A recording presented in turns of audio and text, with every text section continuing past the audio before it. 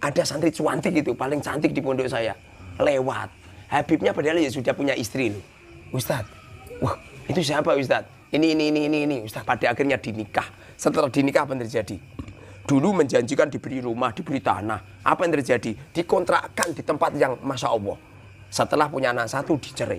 Loh, kalau ada orang tidak pernah berjasa, kemudian mereka mengklaim dengan memalsukan makam-makam yang ada, dengan memalsukan sejarah-sejarah yang ada, bahkan memalsukan apa itu Sang Merah Putih di waktu di apa katanya itu Habib Ali Kuitang merobek. Semuanya itu nggak masuk akal semua.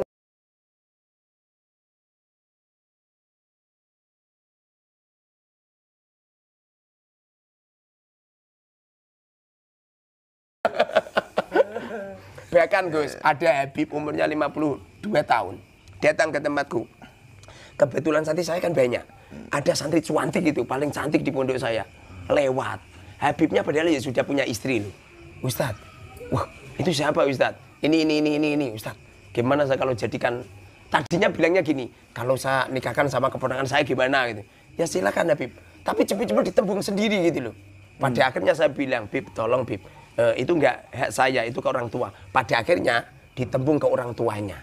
Berhubung orang tuanya pasti yang melihat saya kan, samina wa ta'na. Pada akhirnya dinikah. Setelah dinikah apa yang terjadi? Dulu menjanjikan diberi rumah, diberi tanah. Apa yang terjadi? Dikontrakkan di tempat yang Masya Allah. Setelah punya anak satu dicerai. Padahal masih cantik. Padahal cantik itu. Sekarang mungkin umurnya, mungkin ya sekarang baru 25 mungkin sekarang ini. Bisa ditawarkan ke Habib. Gara-gara itu toh saya dibenci sama keluarga mereka. Itu gara-gara oknum itu. Mana mungkin dunianya Rasul seperti itu gitu. Tapi itu yang santri tadi itu tidak keluar Islam ya masih ya? Jangan masih Islam. Karena fenomenanya begini Kiai. Iya. Ada beberapa perempuan dinikahi Habib karena perilaku Habib yang kurang ajar. Iya. Akhirnya cerai dan akhirnya murtad keluar dari Islam. Masya Allah. Ya karena kecewa dengan Habib ini. Jadi perilaku Habib ini memang membuat banyak orang Islam itu jadi murtad masalahnya itu Kiai. Karena mereka mengklaim dirinya sebagai keturunan Nabi, padahal palsu kan. Bahkan sampai sekarang Habib-Habib yang dawir itu masih sering dawir lewat telepon tapi nggak berani datang ke rumahku. Sekarang ini lewat telepon. Sampai sekarang kemarin juga ada Habib. Karena saya itu kalau dimintain itu saya anggap mereka itu seorang peminta-minta atau pengemis lah. Jadi tetap saya transfer gitu. Janganlah Yai. Kalau keterusan nanti mereka jadi mentalnya terus mengemis. Sedekah kepada orang jahat yang itu kan setidaknya makruh karena ada kemungkinan digunakan sedekah kita untuk kejahatan. Apalagi sedekah kepada iblis. Hada haram. Oh gitu ya. Tidak memberi itu sedekah, tidak memberi adalah sedekah itu sendiri, Yai. Jadi apa itu kami yakin kalau Habib itu tidak diri Rasul pertama kali gara-gara Romo Yai itu, mimpi itu. Nomor 2, saya diam-diam masih muhibin ya. Saya mengadakan dialog-dialog dengan para kiai yang muhibin dan para habaib. Tapi tidak ada satupun kiai atau Habib yang mampu merobohkan pertanyaan saya. Nyampe sekarang belum ada. Bahkan diam-diam saya juga belajar apa itu kitab-kitab itu, kitab-kitab apa itu nasab. Saya itu yang asli itu dulu itu kalau panjenengan lihat di apa itu YouTube, video saya ngecam Kiai Imad itu banyak. Dulu itu. Jadi saya diam-diam membaca tetisnya Kiai Imad, tetisnya apa itu kemarin itu dari apa Robito Alawiyah, saya pelajari semua. Dari hasil pembelajaran saya itu sesungguhnya dari hasil semuanya itu tidak ada satupun ulama ataupun kitab atau manuskrip yang mengatakan bahwa silsilah Ba'alwi itu nyambung ke Rasulullah. Nggak ada. Makanya sekarang ini toh diberitahukan Allah. Ini yang memberitahu Allah loh, bukan Kiai Imad loh. Asli hasil penelitian saya kami Kiai meneliti kiai-kiai yang ada. Bukan karena anut-anutan Kiai Imad. Enggak. Asli hati nurani yang telah diilhamkan oleh Allah di semua ulama-ulama pribumi. Asli, bukan. Aku yakin beliau bukan karena terpengaruh Kiai Imad. Bukan. Dan kiai-kiai yang ada di Indonesia ini, itu hati nurani semua. Saya ataupun siapapun dari hati nurani. Dan rata-rata 99,9 semua yang tidak percaya bahwa apa itu Habib Nurya Rasul, muhibin kelas berat. Betul. Muhibin kelas akut seperti saya. Asli itu. Sehingga seumpamanya kok nyampe terjadi apa-apa semisal, saking yakin saya, seumpamanya terjadi perang, saya siap menjadi pemimpin paling depan. Loh, lelaki yang benar-benar lelaki, di waktu dibutuhkan, berdiri Ustaz. Tapi di waktu dibutuhkan berdiri. Iya betul. Tapi kalau sudah selesai, selalu merendah. Kalau sudah konser merendah. Ini jiwa lelaki, nggak pernah memamerkan apa jasa-jasanya. Ini lelaki.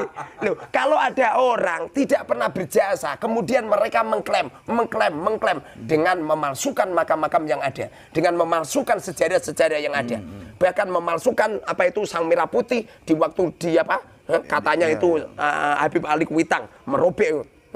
Semuanya itu nggak masuk akal semua itu. Jadi apa itu aku yakin lah, seyakin-yakinnya kiai-kiai yang ada ini itu, yang asli itu ilham dari Allah. Bukan semata-mata gerudak-geruduk, bukan. Buktinya sekarang ini saya sudah apa itu keliling banyak kiai. Mau saya ini ahli keluyuran loh. Banyak kiai diam-diam, banyak kiai-kiai. Bahkan kiai-kiai yang istrinya Ba'alwi, mayoritas 70% tidak percaya kalau Habib itu duriai Kanjeng Nabi. Saya itu sering keluyuran ke kiai-kiai yang muhibin. Diam-diam beliau itu nggak percaya. Kalau Kiai Muharram juga mempelajari nggak nasab Ba'alwi berdasarkan kajian DNA gitu. Sempat mempelajari belum? Saya mempelajari DNA itu kemarin saya datang ke Temboro. Ke Temboro. Alhamdulillah saya disambut bagus sama Kiai Ubed. Kiai Ubed menyambut bagus. Bahkan Gus Ubed itu mempersilahkan saya untuk melanjutkan. Itu pertanda kalau apa itu pentolan Temboro setuju dengan pendapat saya dan setuju dengan pendapatnya Kiai Imad. Cuma berhubung beliau istrinya 2 Ba'alwi, beliau lebih apa itu diam. Ya, ngerem dulu. Diam. Tapi beliau itu setuju. Tapi beliau saya komentari untuk beliau tidak mau komentar. Tapi beliau setuju dan mempersilahkan. Karena memang di Temboro ini masih apa itu dua kubu ya. Muhibin berat masih banyak. Walaupun saya banyak diteleponi sama kiai-kiai apa Temboro, kiai-kiai Temboro dan apa itu tokoh-tokoh Temboro juga banyak yang setuju dengan pendapatnya Kiai Imad gitu. Tadi sebelum kita podcast itu kan Kiai sempat cerita tentang apa itu makam Rasulullah yang dulu mau dirobohkan pada awal masa penguasaan Salafi Wahabi. Iya. Kemudian zaman Abroha. Iya. Kemudian terkait dengan ini pemalsuan nasab oleh para Habib. Ini gimana? Jadi begini, apa itu Indonesia ini yang asli ya. Indonesia ini sebuah negara yang sakral. Saking sakralnya Indonesia, nyampe tidak ada nabi dan rasul diutus oleh Allah di Indonesia. Karena tanpa nabi dan tanpa rasul, akhlaknya orang Jawa ini orang Indonesia ini luar biasa. Wong meletakkan senjata saja di belakang kok. Loh, ini kalau orang Timur Tengah ini di sini loh. Kemarin saya itu tahun 2023 saya ke Yaman. Itu saya jalan-jalan di warung-warung banyak orang Yaman itu bawa senjata kok, bawa laras panjang kok. Banyak orang-orang apa itu Timur Tengah meletakkan senjata itu di depan. Tapi kalau orang Jawa ini itu loh, keris itu letakkan di belakang. Bahkan pengen ngomong itu leren begini yo. Bahkan nyuwun sewu, kula badhe matur itu loh. Akhlaknya orang Jawa ini luar biasa. Makanya di Indonesia tidak diutus nabi dan rasul. Karena akhlaknya orang Jawa itu sudah tidak perlu diragukan kembali. Ya. Dulu itu pernah makamnya Rasulullah pengen dibongkar sama orang-orang Wahabi. Siapa yang berjasa untuk menghalau orang-orang yang akan membongkar makamnya Rasulullah? Untuk membongkar apa itu cukup itu. Siapa coba? Orang Indonesia. Komite Hijaz. Yang menjadi cikal bakal Nahdlatul Ulama. Komite Hijaz. Sehingga panjenengan ampun kaget. Ampun kaget kalau apa itu Abraha dan kawan-kawan. Abraha itu kan orang Yaman dan kawan-kawan. Mereka membuat Ka'bah palsu di Yaman. Kemudian mereka pengen menghancurkan Ka'bah. Alasannya Tihamah adalah wilayah Yaman.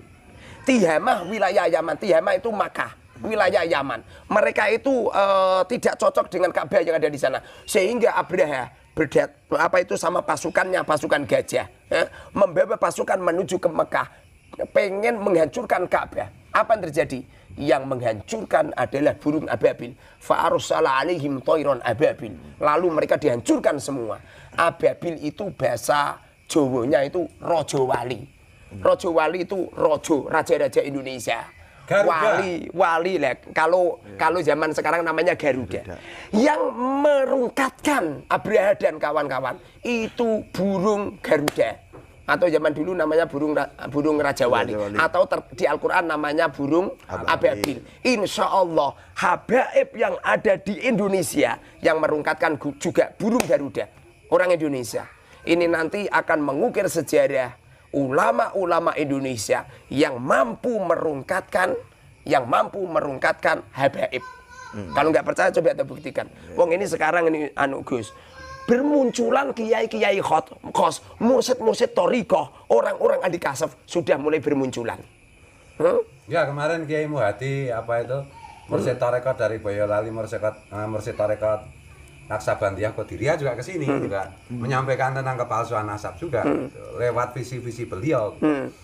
Bahkan kemarin saya ketemu sama mursyid thariqah Satoriyah itu. Beliau cerita sama saya, Kiai, saya bertemu dengan Rasulullah. Rasulullah mengatakan, laisa ba'alwi min duriyati.